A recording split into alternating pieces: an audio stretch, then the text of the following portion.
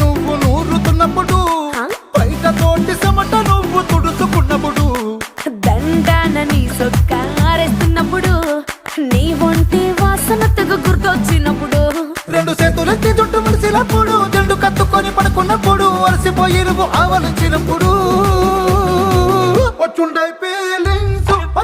feelings వచ్చి వచ్చి చంపేస్తు